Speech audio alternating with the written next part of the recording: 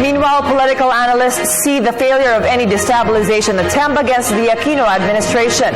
They stress that there is no one charismatic or capable of mobilizing a people power. The details of this report from Freddie Abando. Deliberations for the proposed Bangsamoro Basic Law has been suspended in the House for 2 weeks. Because of this, the original timetable to approve the measure by the House Committee on the Bangsamoro chaired by Congressman Rufus Rodriguez could be adjusted to a later date. It would have been approved before Congress adjourns for the Holy Week break in March. However, Mama Sapano has triggered suspension of the hearings until such time the PNP's Board of Inquiry submit a report of its probe to the Rodriguez Committee. The report is expected to be submitted in 2 weeks. Today, members of the House from the Autonomous Region of Muslim Mindanao, the future Bangsamoro entity, banded together to urge their peers to resume discussions on the proposed law. Sulu Congressman Tupay Luong, chairman of the House Committee on Muslim Affairs, expressed the all-out support of his peers from the arm for the President's commitment to win the peace.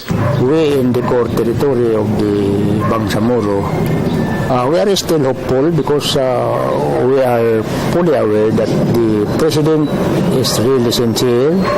He really wants this peace initiative will put in place during his term. And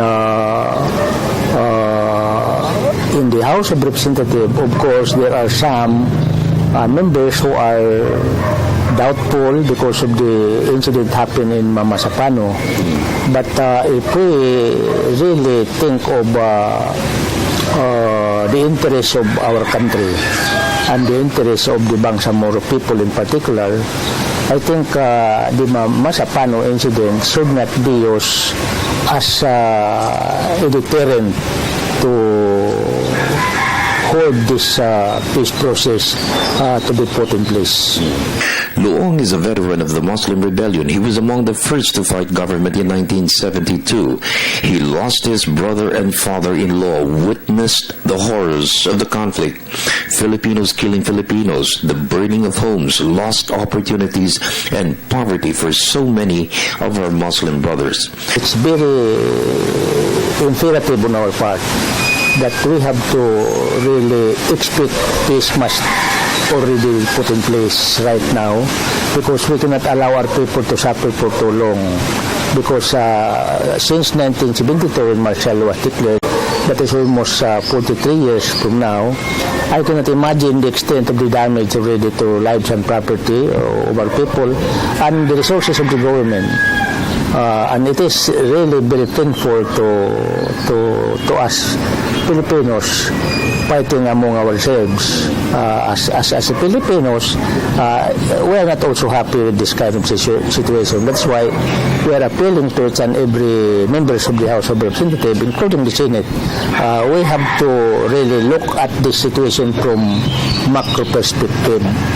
The 1976 Tripoli Agreement, the peace accord between the government and the Moro National Liberation Front in 1990 and 1996, which created the Autonomous Region of Muslim Mindanao, were not sufficient to solve the rebellion.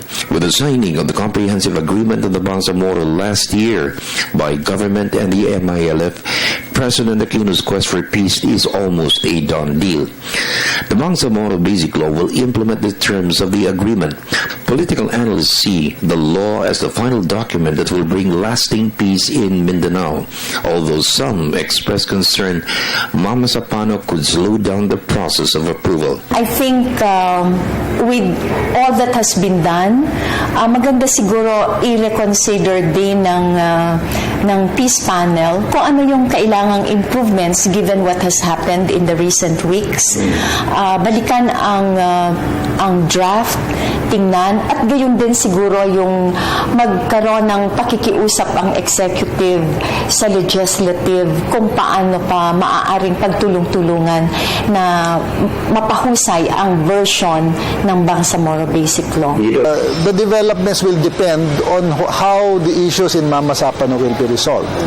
Meaning, it is now up to the, not just to the government panel, but more important to the MILF to now provide the direction on how they see the peace process moving forward, and what are the provisions in the BBL that needs to be reviewed and amended to give confidence to the Filipino public. It is the hope of Luong to see peace happen in his lifetime. Muslim and Christian Filipinos united under one flag, working for progress, defending our country from foreign invaders. In the event that there is this imminent danger from foreign countries, external threat to our national security, then the entire Filipino people can stand united, side by side, facing the street. For the People's Television Network, this is Freddie Abando reporting.